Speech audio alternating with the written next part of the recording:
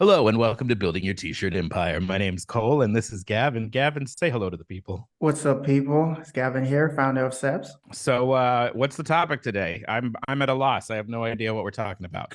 Yeah, so today we're going to be talking about something that is, I actually think I've heard this before. People say success is boring. This Right. topic is The most boring-ish, but boring. yeah, but then this topic you want to listen. So it's how to start organizing and systematizing your print shop or your screen printing business. So I Yeah. think it's something that a lot of us struggle with. First time entrepreneurs, we could get some stuff from here, right? What do you think about Yeah. this topic? I think that this topic spans from like a guy making his first 100K in a year all the way to Mhm. guys making 15, 20 million a year. It never stops. You Yeah. never stop having to optimize your process and make yourself more and more efficient. I've heard people who make ungodly amounts of money talk about how inefficient they are, even though they're on like a complete big level of print shop. They still are like, this pisses me off. This pisses me off. This is too slow. It's an endless topic. Yeah, it is an endless topic. I ran a big business for a big corporation, and big corporations are systems and processes. That's pretty much all they are, right? Right. You never get to be that big. And when I came into the industry, I noticed the industry was it was set up a little bit differently. And part of it was mainly this was because my first serious entrepreneurial thing. It shocked me a little bit that I didn't see a lot of shop like put a lot of focus into that. They put a lot Right. of focus more onto the design or the creative aspect. But this whole other side, part of it too is because a lot of this is behind closed doors. You can't really like Instagram it, right? Yeah. So Check out this week's calendar. It's so fun. yeah, that would be like crickets. What have you even tried to organize your business? What have you done? Yeah, I mean, I would say like on our most basic level, and I think this is a lot of kind of small to mid-level shops, we're Yeah. running on Printavo. So that allows us to create a quote. The quote gets turned into an invoice. Then those products can get brought in through purchasing. All the POs can be auto-generated. And then we can immediately put that into the calendar. We actually use Trello on top of using the calendar that's inside of Printavo just because our guys seem to think it's a easier like interface. Yeah. And then the jobs are getting checked off for different tasks. So the art mock-up has been sent, the mock-up has been approved. Now it's going to be made on all the screens. All the screens have been done. Now a Mhm. printer can load it. Now they can get a photo approval. And then eventually you finally send an email to the client that says the order is done and ready for pickup. So a lot of that's just kind of the most base level of using Printavo. The differences between the people who are really optimized and the people who are hanging in there. My thing is, and what I prescribe is even before you start like doing technology or even try to map it out, you really have to sell the idea to yourself that you want a business that's systematized, right? So you Mhm. really start with the owner wanting to run a business that is organized. Because if you don't, then it shows up in the real world because your brain, what's in your brain shows up eventually in the real world. So if you Right. sell the idea about, hey, I want to run an organized business,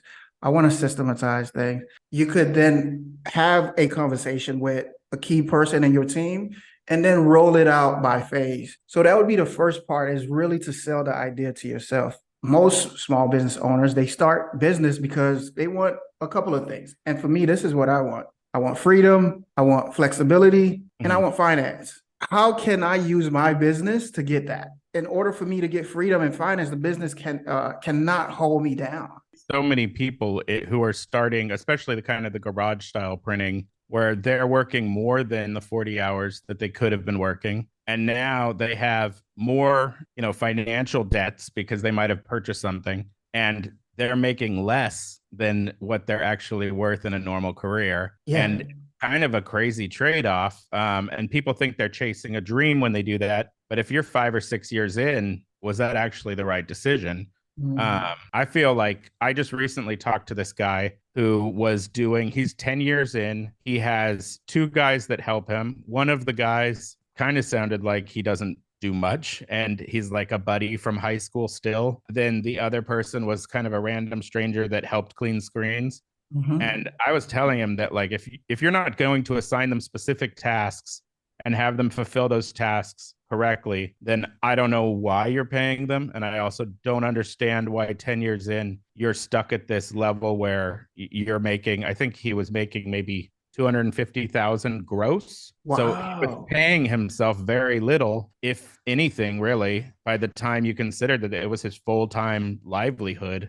And I think a lot of it comes down to having people do very specific tasks and then Yeah. assigning them those tasks so that it's completely off of your plate. Absolutely. Like if the goal is to really make this t-shirt printing thing into a career, like you can't just wing it. Like you No. really have to go at it in a strategic way. And one of those strategies is to optimize your business and systematize your business. One thing I would say if you want to start it after you have that conversation with yourself is what you just said right there. Like set accountabilities in your business, right? You have all these people around. Like you always see business, they have what's called an organizational chart. So start there, but flip it, make it an accountability chart. Everybody that has a box in that business, that box represent an accountability. So you own that piece of the business. Like I'll help you, I'll support you, but this is yours. So if you're a screen printer, I expect for you to screen print, right? I expect for you to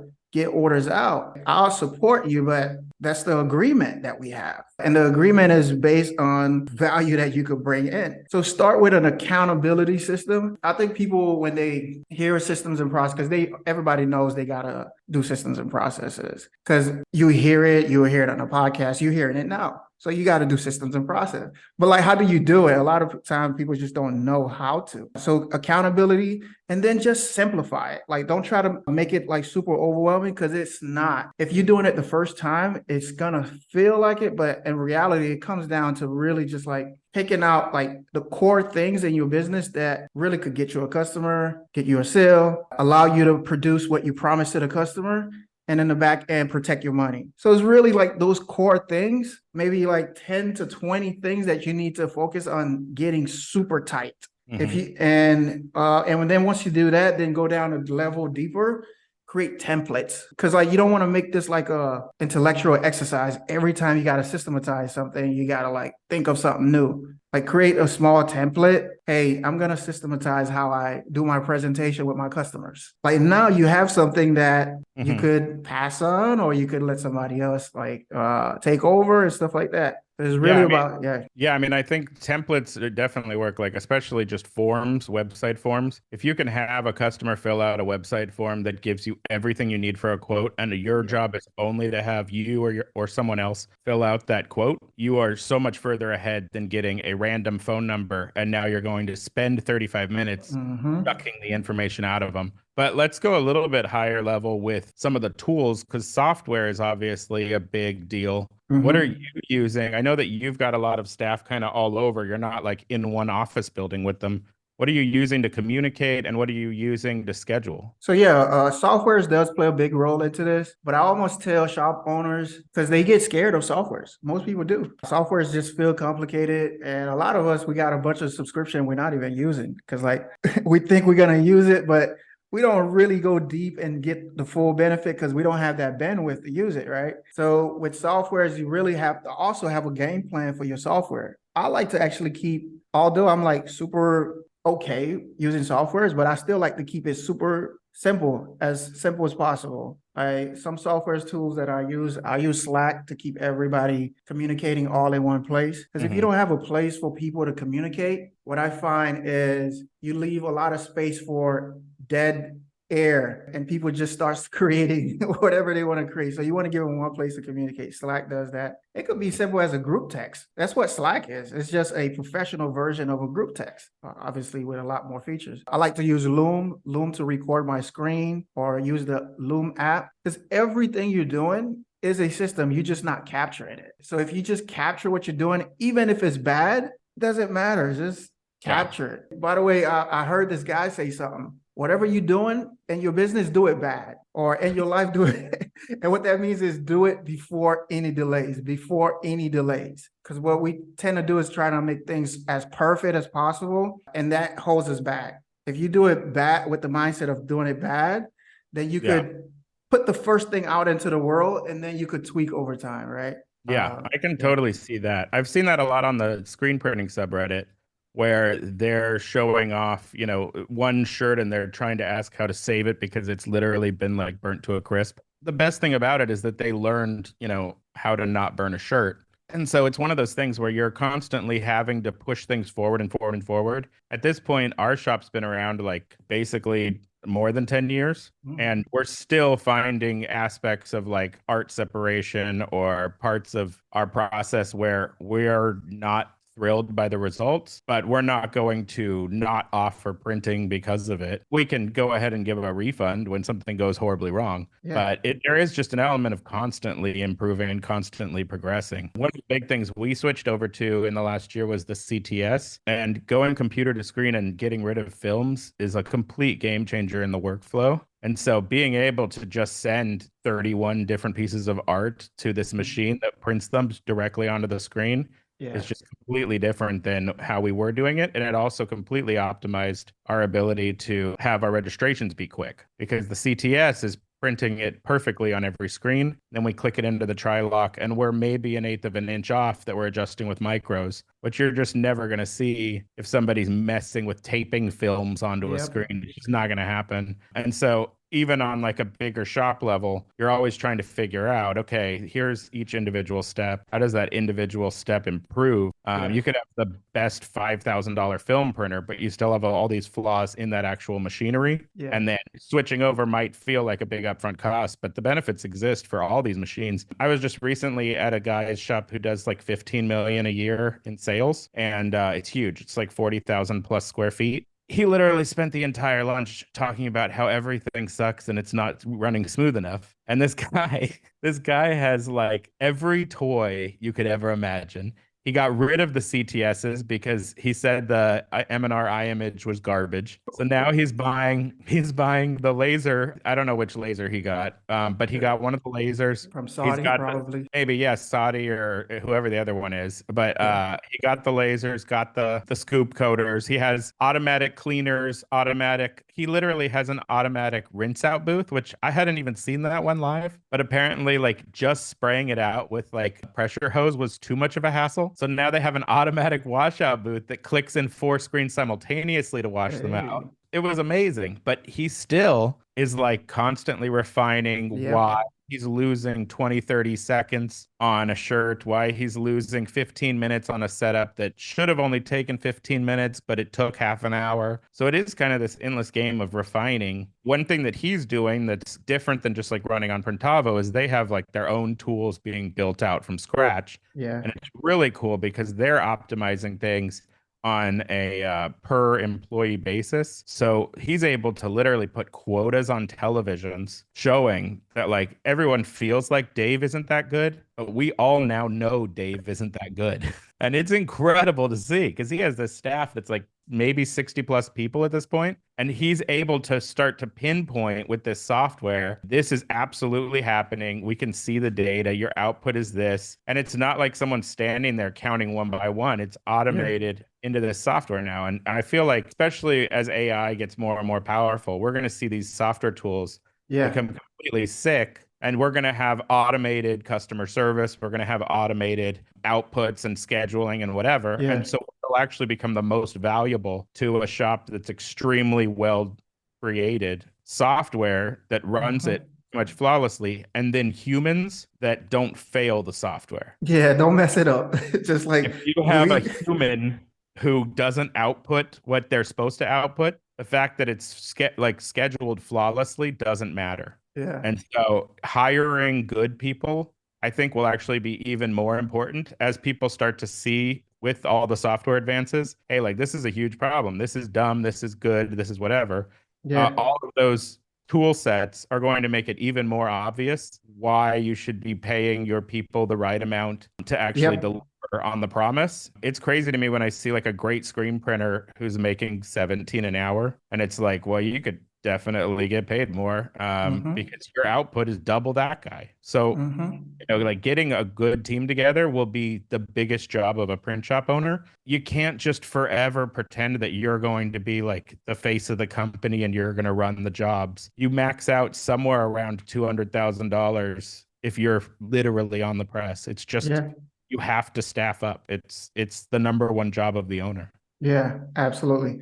Everything that you said is spot on. And yes, sometimes you do get a lot of resistance from team members when you start talking about systems and processes and you start talking Mm. about software improvement, because there's that fear that these things are going to take over their job and now they're going to have to be their best version of themselves, right? Which is, Well, yeah, but if like let's say AI is going to take over jobs, yeah, and it will, but it what will. it'll do is it'll get rid of jobs that were basically on a script.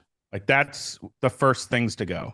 Like you Yeah, don't want to be a low-level call center person with AI coming up. yeah, But for a lot of us, it's actually going to optimize us like crazy. So if I can output 300% more of myself just because my emails are half written automatically by the AI because it read it, already knows my most likely response, already yep, did calculations on the quote, and it autofilled it into a software program like Printavo. As we start to see all of those things get implemented, if I can land and send out, let's say I can do, I don't know, let's say I get around to like a dozen quotes in a day and I like manage those clients and I can now up that to 36 clients. yeah.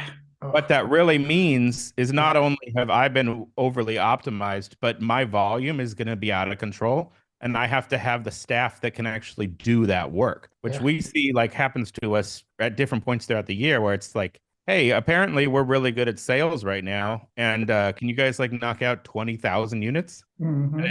and so, like, you can constantly be cursed by your own sales success. When it really comes down to it, someone has to do physical labor in this industry.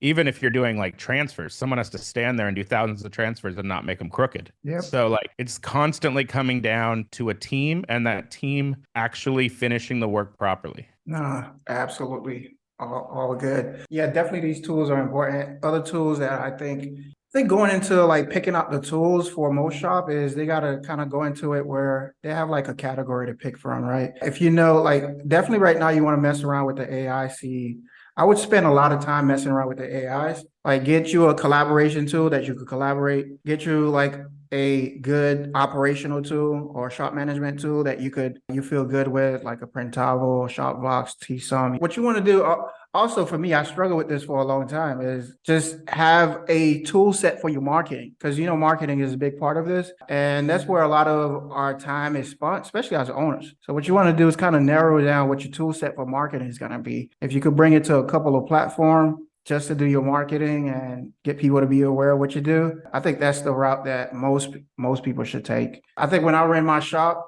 I spent way too much time just try like experimenting with a bunch of the tools to see if I had to go back and redo it. Well, now I have the knowledge because I've already experimented with a bunch of them. I would have probably ran my whole shop within let's say 5 to 10 tools, but like Yeah. majority of them are like 5 tools. My shop management tool, my collaboration tool, a tool to allow me to just communicate with my customer, and maybe a small CRM tool, right? Just to kind of do my sales. So that's Yeah. that's what I would do. Yeah. I think my main subscriptions, we have the actual web hosting, we have Printavo, we're doing Slack, and then Trello just because we like it better for the scheduling.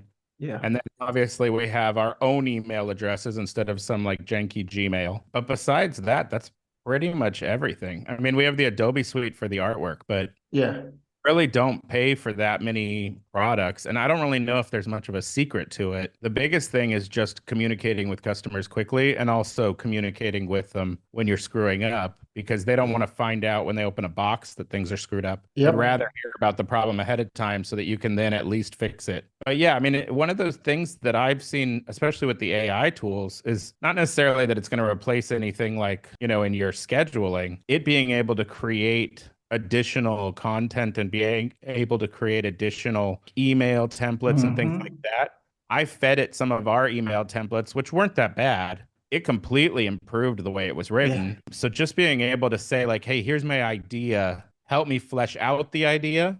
Even if you're talking about, like, here's the workflow I'm thinking of, or here's the templated email I want to send after this, that's when something like a chat GPT, like, amazing because you can just tell it to optimize what it's seeing you are trying to communicate. Yeah. Yeah. That thing is amazing. Yeah, it does. If you have some templates hanging around, just definitely dump those into it and see what it comes up with. Been playing around a lot with that. For me, like going into this, one thing, a couple of books that helped me out because to help you systematize your business. And I read this book a while back that really kind of like put it all together for me. This book that's called Traction by Gino Wickman. Want to systematize your business? I'd probably start with that book. There's another book that's called E-Myth Revisited by Michael E. Gerber. That book is so awesome. And the book that really like simplified it for me was this book that's called Systemology, right? Mm. So if you really want to start like systematize your business, it gives you a whole framework just how to like think about it. It literally tells you as the owner, you are the worst person to systematize your business. You are Right. literally the worst person because you are just a bottleneck in everything. You should just create the environment and allow your people to do it and stuff like that. So it's an awesome book Yeah, for that's the very people that's yeah. Yeah, there's a big thing about like getting the right people and allowing them to do things properly. It's really hard in the very beginning because you kind of are too emotionally attached. Yeah. Those first few hires are just kind of bizarre, especially if you like hire a friend, which isn't the best idea. But yeah, if you get somebody who you know is going to actually succeed in their role, there's no reason to hover over them. There's no reason to bug them. Just give them something to actually do. I think that's all we got for them today, Cole. What do you got? Yeah, I think that's it. I'm gonna be going straight back to a press. So yeah, I hope you guys are good, and thanks so much for listening. Thanks so much for tuning in. See you on Bye. the next one.